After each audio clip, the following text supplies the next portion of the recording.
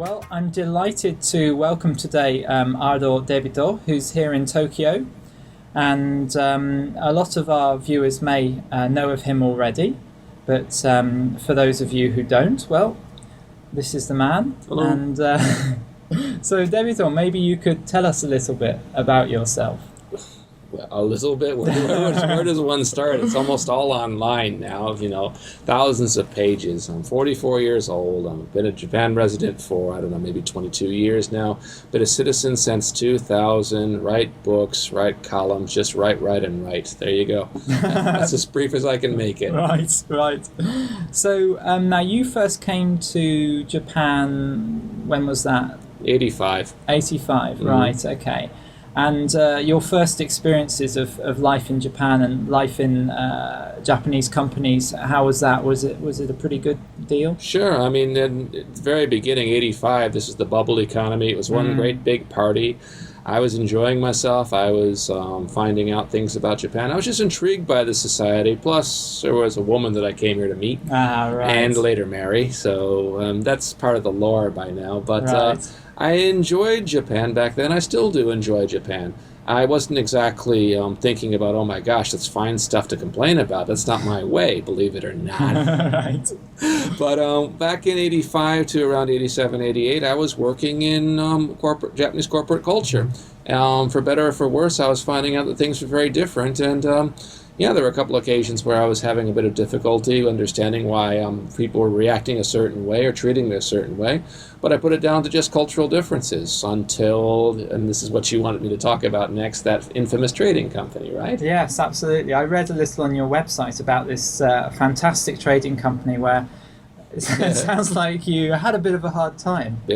I think that it was probably the watershed moment of my life, as some have remarked. I mean, I was, 28 at the time. I was just getting started in Japanese corporate culture, in the sense that I was actually here to work, not just as an eikaiwa person, but actually as somebody that would source and sell things in a Japanese company.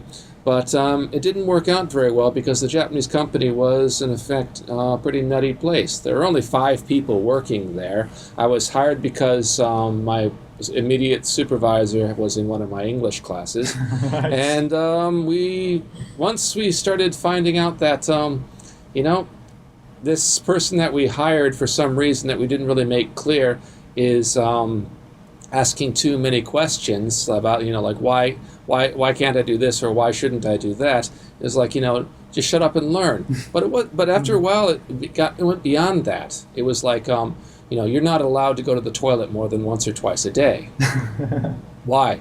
Oh, because this is Japan. You're not allowed to wear sneakers to work, even if you change your shoes in the locker room and why is that? Because this is Japan. Okay, we just called your wife and asked her out on a date. No way. Why is that? Well, because this is Japan.